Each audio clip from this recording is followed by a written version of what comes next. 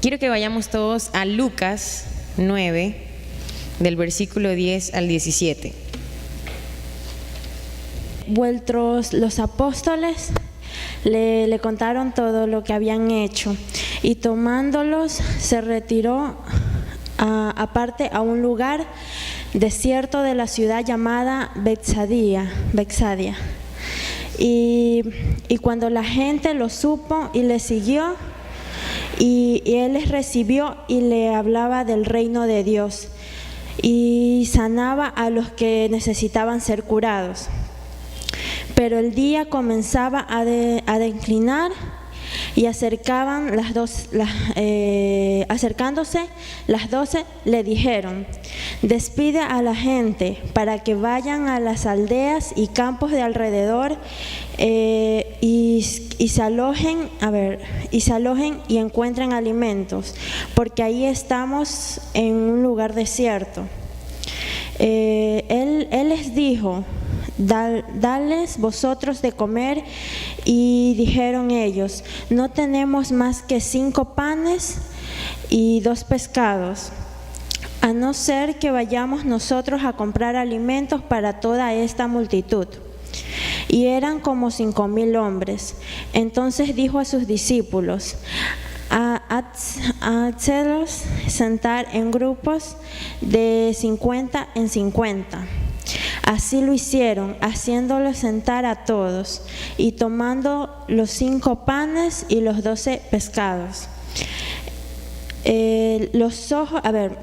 Levantando los ojos al cielo, los bendijo y los partió y se los dio a sus discípulos para que pudiesen delante de la gente. Y comieron todos y se saciaron y se regocijaron los que les sobró 12 cestas de pedazos. Amén. María Fernanda, muchas gracias.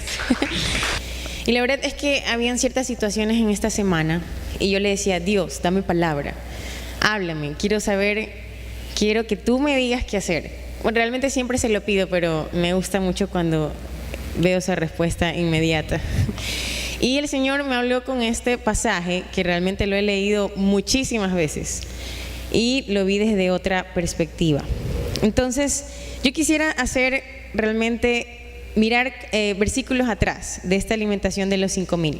Y empezando desde Lucas 9 mismo, pero el versículo 1 habla de la misión de los 12 discípulos. Entonces, si ustedes lo leen, lo pueden leer en casa, pero yo voy a tomar una parte. Dice el versículo 1, empezando desde ahí. Dice: habiendo reunido a sus 12 discípulos, les dio poder y autoridad sobre todos los demonios y para sanar enfermedades. Y luego dice: y los envió a predicar el reino de Dios y a sanar a los enfermos. Amén.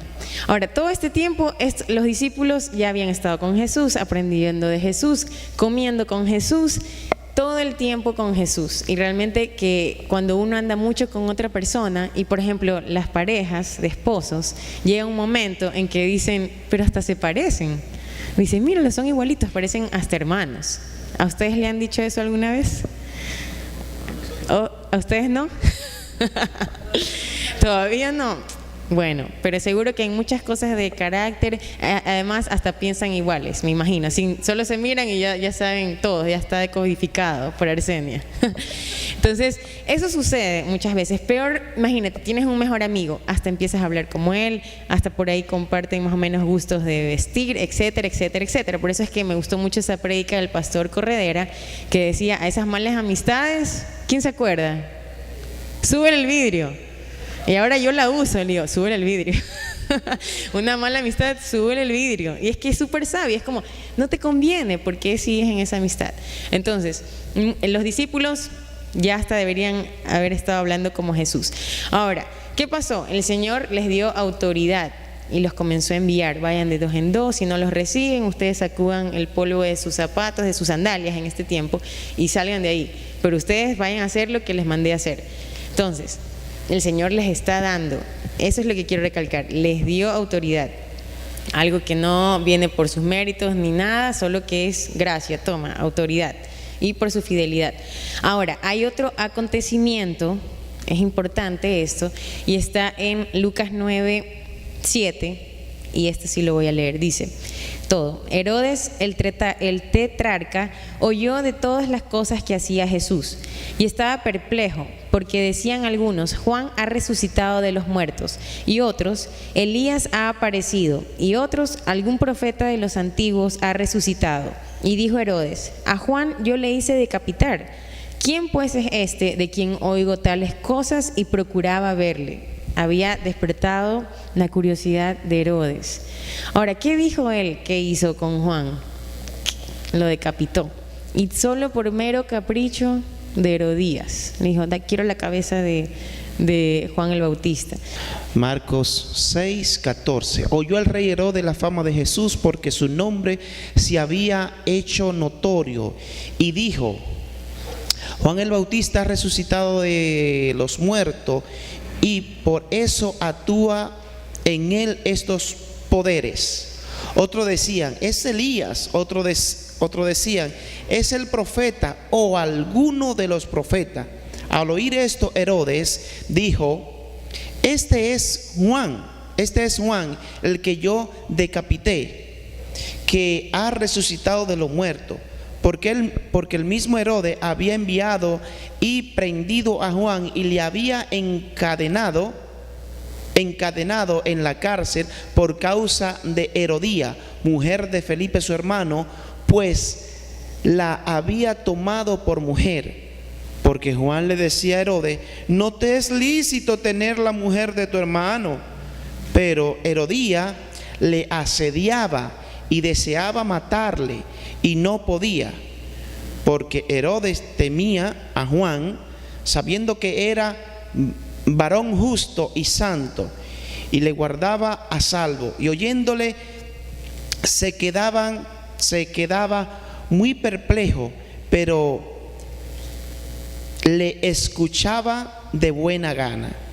Pero viniendo un día oportuno en que Herodes, en la fiesta del cumpleaños, daba una cena a sus príncipes y tribunos y a los principales de Galilea, entrando la hija de Herodía, danzó y agradó a Herodes y a los que estaban con él a la mesa.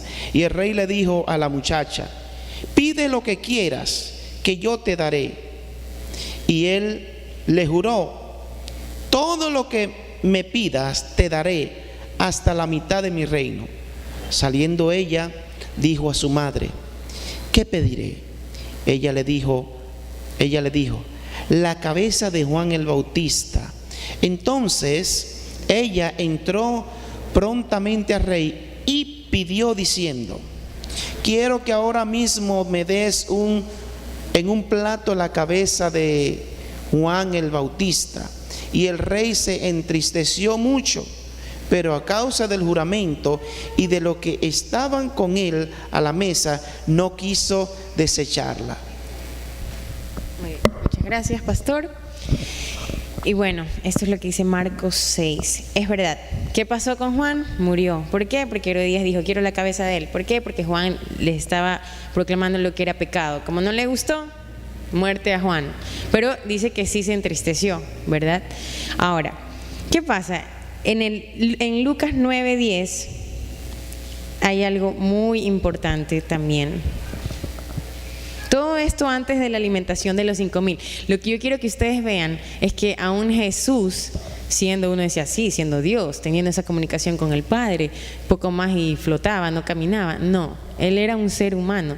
Y como tú, como yo, como cada uno de nosotros, tenía sentimientos, se enojaba también, pero no pecaba, ¿verdad? También en un momento se encendió en ira, pero no pecó con el celo del Señor. Ahora, veamos Lucas 9:10. Dice así: vueltos los apóstoles, le contaron todo lo que había hecho, y tomándolos se retiró aparte a un lugar desierto de la ciudad llamada Betsaida. Bueno, ¿qué dice aquí? Que él se retiró, ¿verdad? Se retiró con los discípulos. Y cuando dice aquí, le contaron todo lo que había sucedido, lo que había hecho, se está refiriendo a lo que sucedió con Juan. ¿Ya? Entonces, y nada más. Y luego viene que sí, cuando la gente supo, lo siguió, lo persiguieron, predícanos, predícanos. Bueno, entonces, pues sí, pero no es así de fácil, o sea, sonaría tan fácil. Claro, es que Él era Jesús, Él era Dios. Pero ponte a pensar un poquito. Bueno, sí, les dio autoridad a los discípulos y regresaron y dijeron, sí, pasó esto, nos fue increíble, botamos demonios, excelente. Bueno, después Herodes mata ¿a quién? A Juan, pero ojo que Juan era el primo de Jesús, ¿ya? Entonces, imagínate, regresas, sí, bien, la pasé increíble en un viaje, una cosa así, o me pasó esto increíble, o me estoy graduando de la universidad, un acontecimiento muy lindo. Y de repente, ¡boom!, te dan una noticia, sí, sabes que murió alguien allegado, o sabes que pasó esto con tal persona, o alguna noticia mala. Y no creo que uno diga, ya, está bien, sigamos con lo que estábamos haciendo. No, nadie reacciona así. Y mucho menos Jesús. Jesús era un humano. Entonces, dice que se retiró a orar. Ahora, yo no sé si en el camino Jesús iba llorando, si se retiró porque el golpe de esta noticia y se los llevó a los discípulos fue tan fuerte que Él dijo, no voy a poder soportar esto y seguir como que nada. Necesito retirarme un momento a orar. Entonces, me llama mucho la atención. Y entiendo mucho de la autoridad que también tenía Jesús, porque aún Él siendo Dios, era hombre en ese momento, y Él entendió que lo único que Él debía hacer, y como Él lo dijo, era obedecer al Padre, ¿ya? Entonces, aún en su condición de decir que bajen miles de ángeles y acaben de una vez con todo esto, no lo hizo, ni aún estando en la cruz. Entonces, Jesús lo que hizo, y es lo que nosotros debemos notar y tomar en cuenta e imitar y hacer, es que aún en esos momentos difíciles uno hace una pausa, no sigue como que nada, sino que buscas tu refugio en Dios. Y eso es lo que hizo Jesús, siendo Dios, buscar refugio en el Señor. Ahora, yo lo que puedo ver en la actualidad, en mi vida o en la de muchos, es que siempre que el Señor va a traer algo nuevo, o una nueva etapa, o un nuevo nivel, algo mayor, tiene que morir algo, tiene que terminar una etapa, tiene que acabarse para que empiece algo nuevo. Ahora, aquí estamos hablando de muerte. Y sí, Juan preparó el camino al Señor. Juan bautizó a Jesús y le dijo, pero ¿cómo tú me estás bautizando? Bueno, lo bautizó a Jesús. Pero hablamos de muerte y después vemos que sucede un milagro de alimentación a 5,000. En el año en que murió el rey Usías, vi yo al Señor sentado sobre un trono, alto en su sublime, y la orla de su manto llenaba el templo. Por encima de él había escrafines, cada uno tenía 6 alas, con 2 cubrían sus rostros, con 2 cubrían sus pies y con 2 volaban. Y el uno al otro daba voces diciendo, Santo, Santo, Santo es Jehová de los ejércitos, toda la tierra está llena de su gloria. Y los quiciales de la puerta se entremecieron en la voz de los que clamaban, y la casa se llenó del humo. Entonces dije, ay de mí, que estos muertos, porque siendo hombre inmundo de labios y habitando en medio del pueblo de labios inmundos, han visto mis ojos al Rey, Jehová de los ejércitos. Entonces voló hacia mí uno de los escrafines, teniendo en sus manos un carbón encendido, tomando del altar con una tenaza, y tocando con mi boca, dijo, he aquí que estos tocó mis labios, y es quitada tu culpa y expiado en tu pecado. Después oí la voz del Señor que decía, ¿a quién enviaré y quién irá de nuestra parte? Entonces respondí yo, heme aquí, envíame a mí. Muchas Gracias, Alejandra. Entonces, este pasaje bíblico que empieza con en el año que murió el rey Usías, marca también otra etapa, ¿verdad? Murió el rey Usías. ¿Qué pasó? Seguramente no se menciona aquí lo que pensaba, lo que sintió o lo que habrá dicho Isaías. Y ahora se murió el rey, porque siempre había una conexión entre rey y profeta. Entonces, digamos que hay haber entristecido, dudo mucho, alegrado, ¿verdad? Pero, ¿qué pasa aquí? Isaías está escribiendo algo muy hermoso y está diciendo que, dice, Santo, Santo, en el versículo 3, Jehová de los ejércitos, toda la tierra está llena de tu gloria. Ahora, ¿qué pasó? Como la gloria del Señor llenó todo ese lugar, Él dijo, ay de mí, ahora sí que estoy muerto. ¿Ya? Porque llenó todo el lugar. Y entonces yo sí pienso, y para mí eso es como que terminó una etapa y el Señor dijo, ok, vamos con una nueva, y va con su respaldo y trae su presencia y lo respaldó, ¿verdad? Y es más, el Señor le hizo la pregunta, ¿y a quién enviaré? Y Él le dijo, heme aquí, envíame a mí.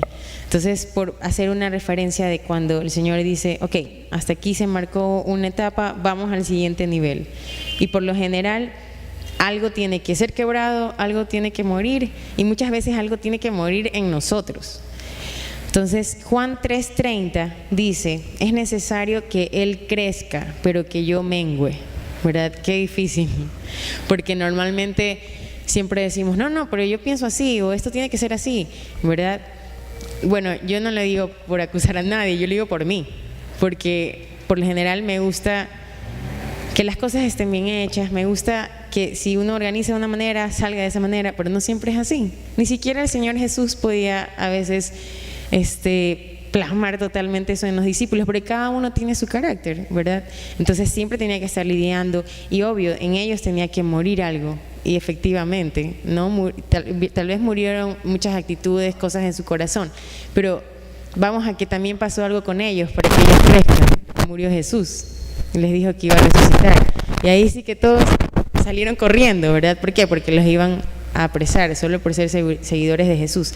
Entonces, aún para ellos eso marcó una etapa, el que haya muerto Jesús, ¿verdad? ¿Para qué? Para que venga el Espíritu Santo y los empodere. Ahora, esto hacía referencia a nosotros, ¿verdad? Es que tenemos que menguar, tiene que morir algo en nosotros, tiene que morir el yo, tiene que morir el orgullo. ¿Para qué? Para que el Señor pueda crecer y glorificarse, y eso sea un olor grato delante de Dios. Porque podemos seguir haciendo las cosas normalmente, pero si lo que estamos trayendo al Señor no es un sacrificio de alabanza, no es un olor fragante, no está haciendo con una actitud correcta, entonces créeme que eso no está subiendo agradablemente delante de Él. Ahora sí vamos con alimentación de los 5,000, que me encanta ese pasaje. Dice, ahora, ¿cuál fue la reacción de los discípulos? Dice que estaban ahí, que eran muchos, los que ya después que vieron que Jesús se apartó con los discípulos, los persiguieron, fueron allá, y seguramente el pueblo tenía hambre de la palabra de Dios, ¿verdad? Querían ver los milagros, querían saber quién era este Jesús, si Herodes tenía ganas de conocerlo. Ahora, veamos en Lucas 9 mismo, regresemos a Lucas 9.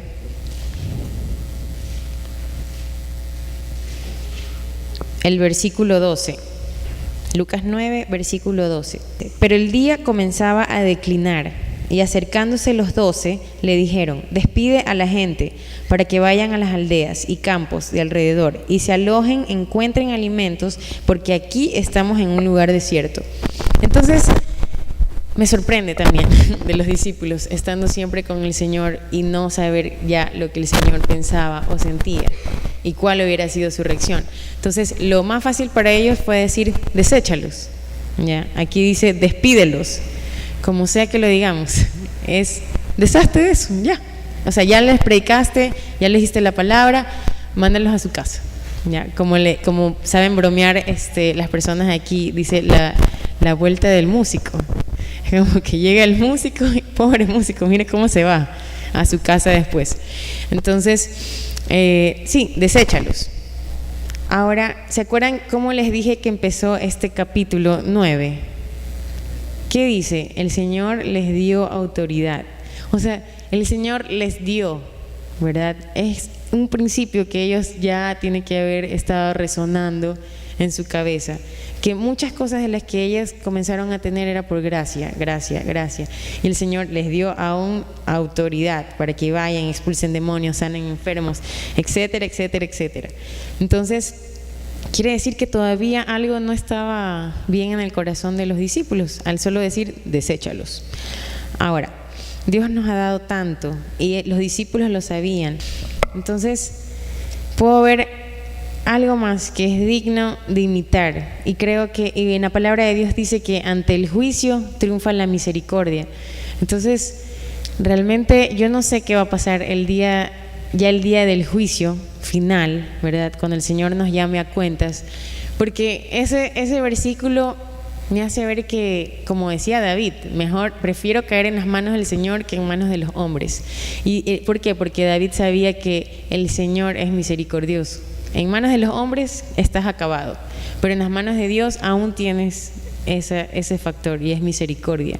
Entonces, el Señor tuvo misericordia de la multitud, tuvo compasión, dice, aún en el estado emocional que él se encontraba en ese momento, que se murió su primo, ¿ya? Él no era alguien sin sentimientos como para decir, no me afectó, vamos a seguir predicando, todo está bien. No era así. Entonces, el Señor, a pesar de eso, se apiadó de ellos. Y bueno, en sí, lo que el Señor me hablaba en esta semana a través de estos pasajes bíblicos era de que es verdad, o sea, debemos de ejercitar la piedad y la misericordia y la compasión, porque realmente hay situaciones difíciles en la vida, ¿ya? Y tal vez no sabemos cómo manejarlas, pero bueno, el Señor sabe todo de principio a fin y Él sabe qué es lo mejor, Él sabe por qué permite cosas, Él sabe por qué quita, por qué pone, por qué muere por qué no murió, por qué sigue viviendo, por qué sanó a él, por qué no lo sanó a él. Entonces, el Señor sabe todo. Entonces, el único que nos puede dar la sabiduría y la guía a través de su Espíritu Santo es Él. Y es a Él a quien debemos de buscar y realmente de pedirle que Él ponga su corazón en el nuestro y que nos ayude a ver mucho más allá y que ponga su corazón y nos ayude a sentir también esa compasión, esa misericordia y de esa manera poder actuar. Esa es mi oración. Y obvio, no somos perfectos, ¿verdad? No es que va a ocurrir un cambio así de la noche a la mañana, ¿verdad? Hablando de nuestro prójimo o hablando de nosotros mismos, sino que es un proceso. El Señor, si ha hecho el proceso en nuestras vidas, imagínense para el resto, y ahí viene la compasión. Entonces, la palabra de Dios, para terminar, dice en 1 de Pedro 5:10, mas el Dios de toda gracia, que nos llamó a su gloria eterna en Jesucristo, después que hayáis padecido un poco de tiempo, Él mismo os perfeccione, afirme, fortalezca, establezca. A Él sea la gloria y el imperio por los siglos de los siglos. Amén. Este versículo me encanta. Y es más, creo que Marcos Witt, no sé si lo han escuchado, un salmista, la hizo una canción, una alabanza de adoración. Y me encanta porque habla de un proceso. Dice, más el Dios de toda gracia que nos llamó a su gloria eterna. Él nos llamó, ¿verdad? Él sabe que tenemos fallas, Él sabe que tenemos debilidades, Él sabe que no somos perfectos, pero Él aún así nos llamó. ¿Y qué dice? Después que hayáis padecido un poco de tiempo. Yo creo que si uno se pone a leer eso bien, o sea que voy a padecer. Entonces, y aún así el Señor dice, sígueme. ¿Estás seguro? Por eso es que muchas personas dicen, no, eso del evangelio es medio difícil. Yo mejor en mis últimos días, no sé qué están esperando, tal vez cuando ya no puedas ni levantarte, ¿verdad? No sé qué es lo que están esperando algunos, pero no se deciden a seguir al Señor. Ahora, Él habla aquí de padecer un poco de tiempo, un proceso que va a doler seguramente. Tal vez no físicamente, no es que alguien te está golpeando, es internamente, va a doler. Va a morir algo. Entonces, Él mismo nos va a perfeccionar, afirmar, fortalecer, establecer. Y a Él sea la gloria. Amén.